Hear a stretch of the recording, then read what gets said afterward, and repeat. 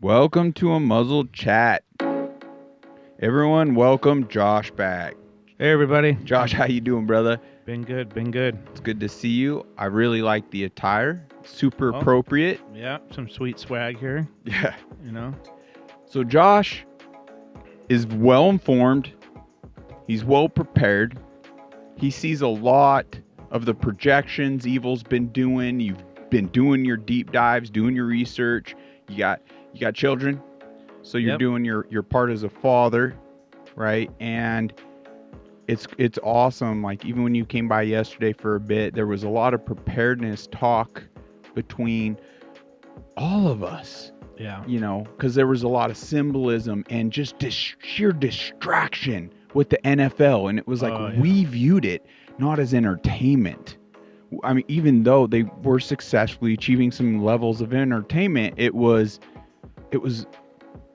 all a show. Mm-hmm. It's literally a circus. The world is a stage. Like, guys, squirrel, don't pay attention to your freedoms being infringed upon.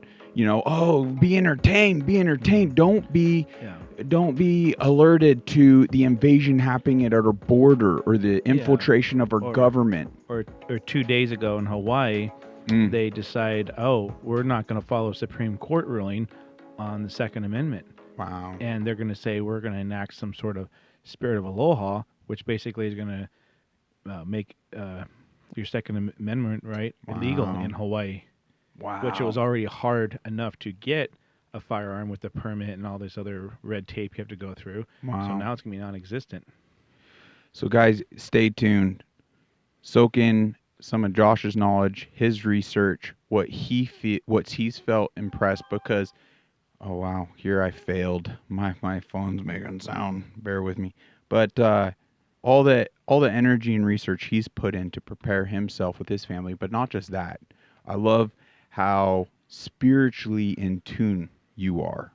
Like, you bring God to the forefront on everything, right? So I feel like you have been spiritually guided and led, and folks, do not discredit that type of inspiration, right? Mm-hmm. So yeah, that's the main thing to prepare is your soul. Right. As our Lord Jesus says, don't fear man for what man can do to only take your life, but fear the eternal God who can cast your soul into hell forever for all eternity.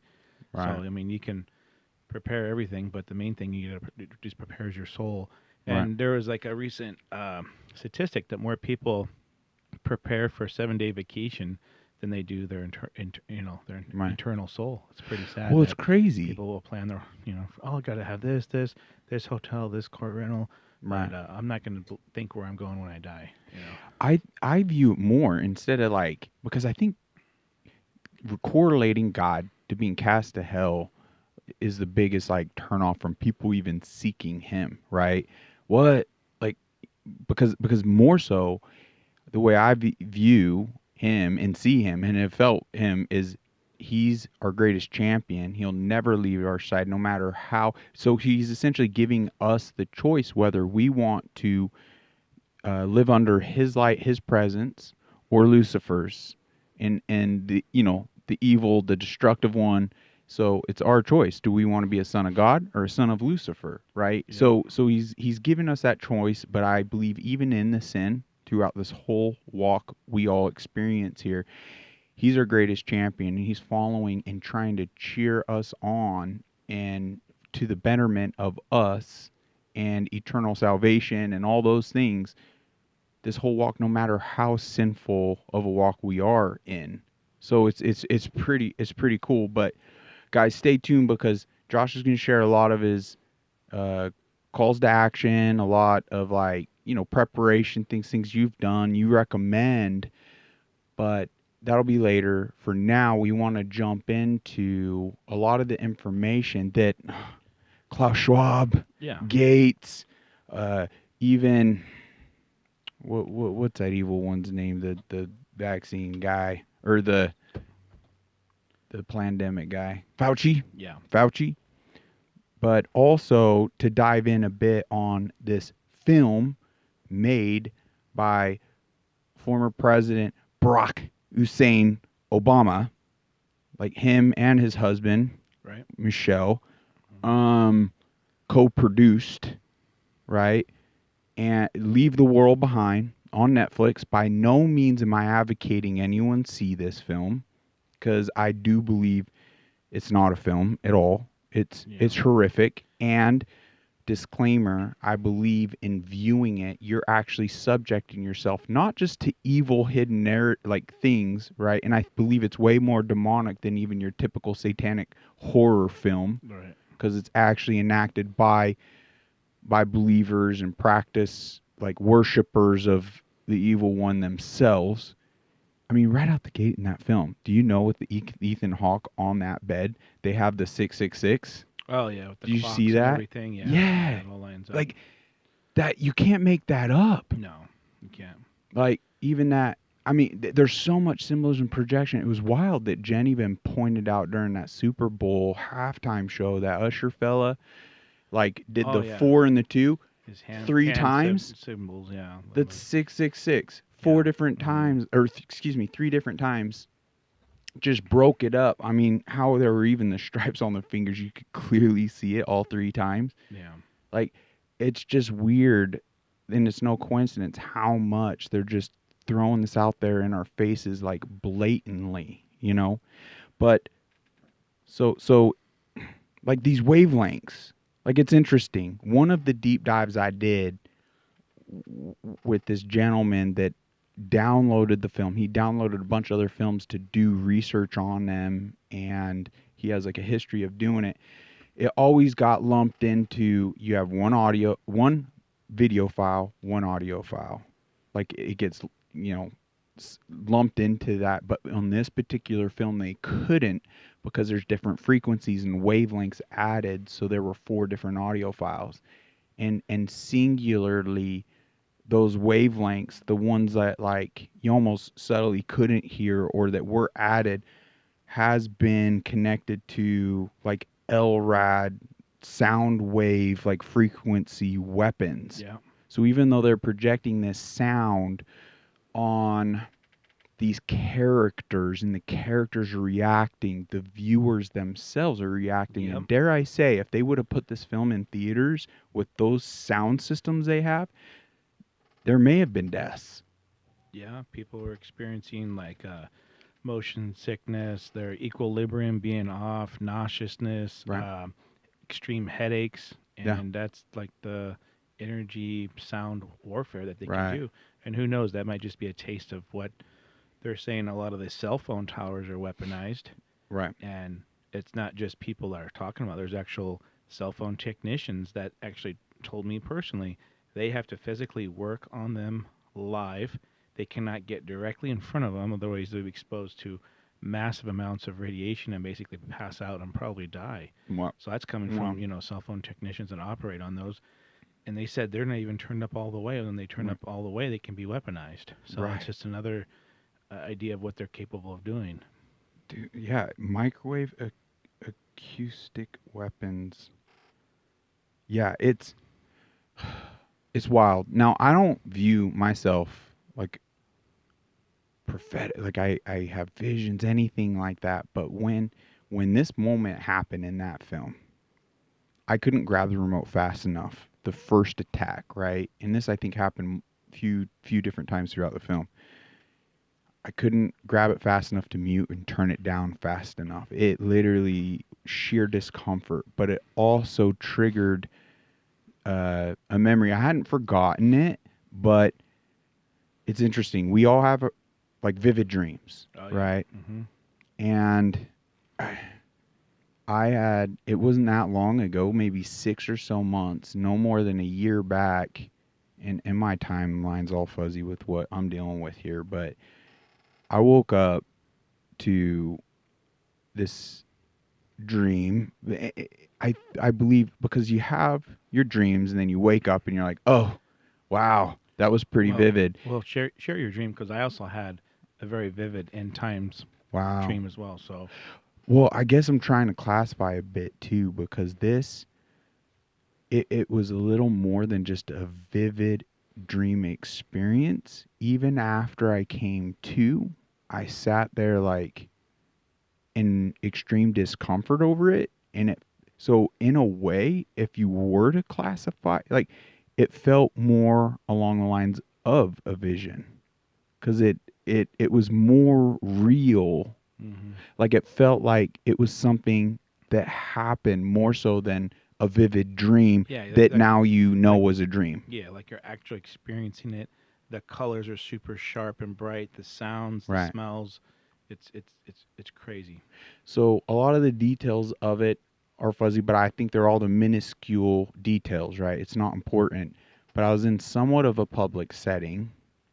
I don't recall being with anyone I knew per se, but I remember just out of nowhere, like, there was just a feeling of discomfort, and I start observing these people just start running for the door. Some people Mm. started acting erratically, like kind of just spinning in place, and just weird things happening. And I was like, "What is going on?" Like, and that was just before, like, this.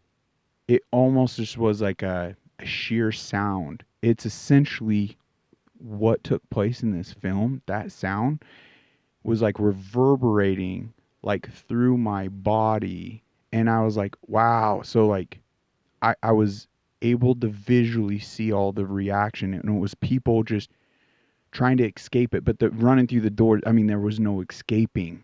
So I like realized, and then it ramped up just really quickly. There was nothing I could do, and I just knew on a cellular level my body was failing me. I was dead. Like, I was dying, and I woke up. Like, it Wow. was just, and there was nothing you could do. Like, nothing. There were people like holding their ears on a bench and then just falling over backwards. It was nuts. So when I saw this, I was just like, dang. And these LRAD weapons that have actually been used on Yeah. U.S. soil for some protests, Yep. like, these have been known to cause not just migraines, not just discomfort and bowel movements. Like, it's attributed to like passing out, heart murmurs, death, like heart attacks. I mean, there's a whole bunch of other things that they can cause. Yeah, But there's a few cases in Cuba where they were using it down there. right. People were hearing a weird sound and then all of a sudden dropping to the ground. Wow. What yeah, so that was just it was just so strongly reminiscent to that night, that experience I Mm-hmm. had, that I was just like, wow. I didn't like it at all. It freaked me out. But you had something similar? Or? Oh yeah, my vivid dream, and I call it a vivid dream because it almost like James said, it almost felt like a vision. It was Mm. so real. So it had it actually about a year ago. Took place. I was had a dream. I was up in Flagstaff and I was driving, and all of a sudden, two jets just flew over me super fast. It was like, phew. And they were futuristic looking. They looked like a jet I never seen before, and I've seen a lot of jets. I was in the Air Force, so I didn't recognize them. But somehow I knew it was like those are ours. I'm like, okay. So I'm driving, and I pull into the shopping center, and I look over this huge field, and up in the sky I could see like C-130 planes dropping paratroopers. I could see Apache helicopters fighting like a huge dogfight in the sky, and just seeing all these paratroopers coming down. Mm. And then I look over behind me, like 20 yards in front of me, there's a Chinese soldier in his digital uniform with his AK-47, and I'm panicking, like, where's my guns? Where's my stuff?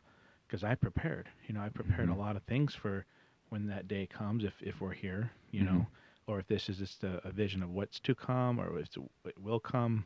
But I definitely believe it was a dream from God because it felt so real. Like the colors were different. There was a sense of urgency in the dream, and then when I woke up, it was one of those ones where like, you're Yeah. like, what? And you wake up freaked out because the last thing I remember was the guy was raising his rifle to shoot me, Wow. and here I am sitting duck where I've prepared many many things to at least return fire at the very least. Right. I'm not gonna go out like a victim. At least put up a little bit of a fight. Right. So.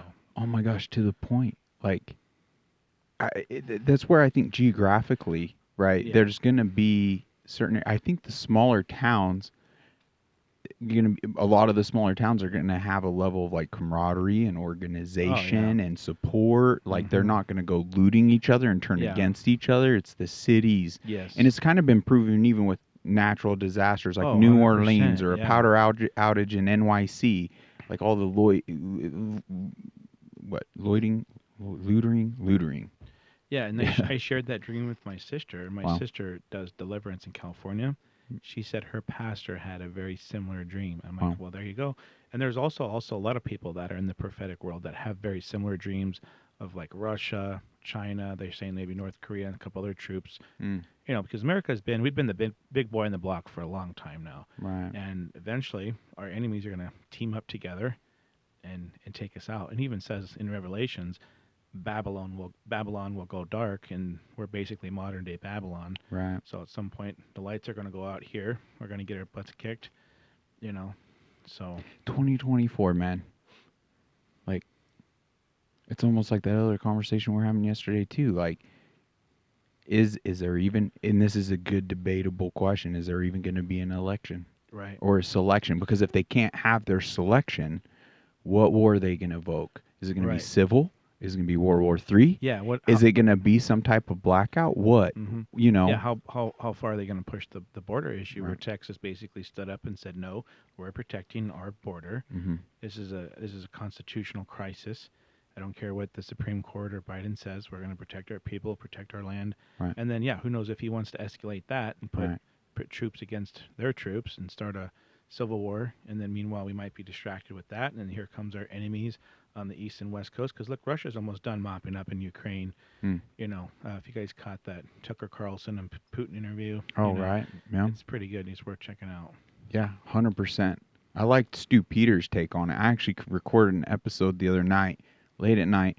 I was barely functional. Maybe it would be a good one to upload because it highlights in a nonverbal way. You could see my struggle, and it highlights the dangers is to biowarfare, how important it is so that we all maintain our health. Stop ingesting all these toxins that are going to have a negative impact on our function, and especially cognitive. Like at the point you start struggling there, man, it's no fun. But there was a lot in this film, just so much symbolism, so much projecting. In my eyes, I see it as stage setting. Yeah, right. And also known as predictive programming. Right. Where The Simpsons, man, people say, "Hey, how does a cartoon stay on for 28 some years?"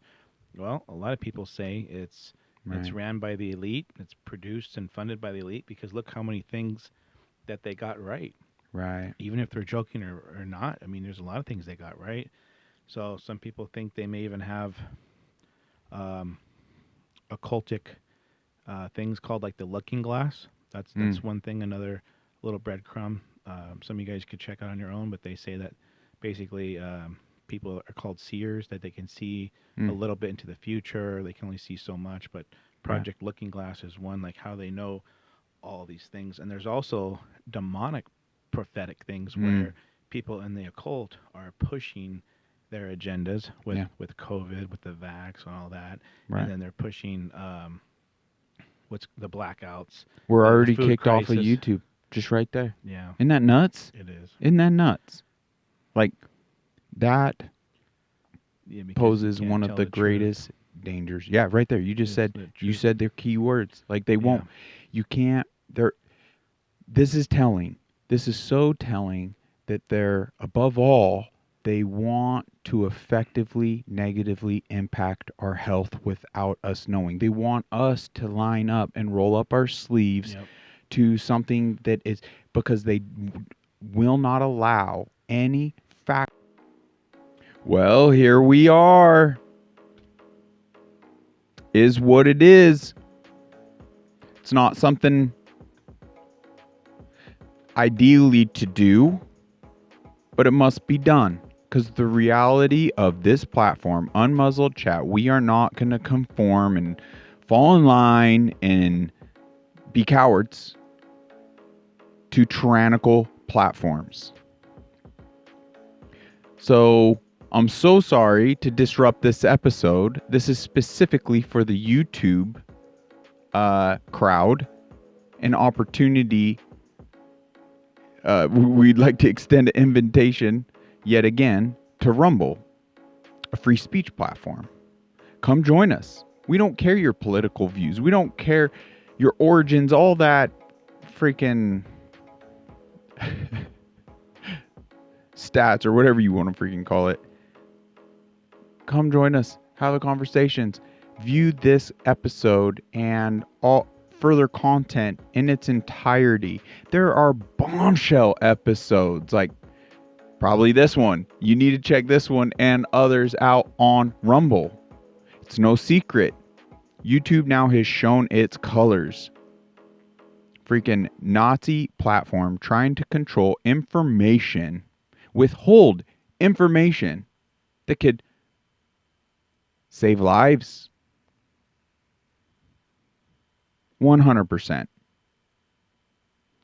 They don't care about you. They care about their funders and appeasing them. It's sad, but it just is the way it is. And I just sure hope through what I've even dealt with here and many other patriots and many other people using this platform for truthful information and have been censored. It's just, when is enough? Okay? Let's stand strong now. Come join us. There's amazing content. We're going to get to the bottom of things. We want to find out what in fact is truthful and helpful for our mental states, our physical states, just our well-being in general. And we can't do it on this platform, unfortunately. Now, there's been whispers that maybe Elon will buy the YouTube, buy Facebook, and liberate it, similar to what has taken place on X, formerly known as Twitter. Is it perfect? Is everything perfect? No. But we, the people, can support the ones on our behalf, like just by our views, clicks, likes, and we must stand strong on this. I sure hope you see the level of importance here and that we can unite. Let's create this community. Join us. Come on the podcast. Comment. Let's get things rocking and rolling. I appreciate you guys. Thank you for tuning in, and we'll see you over there. God bless you.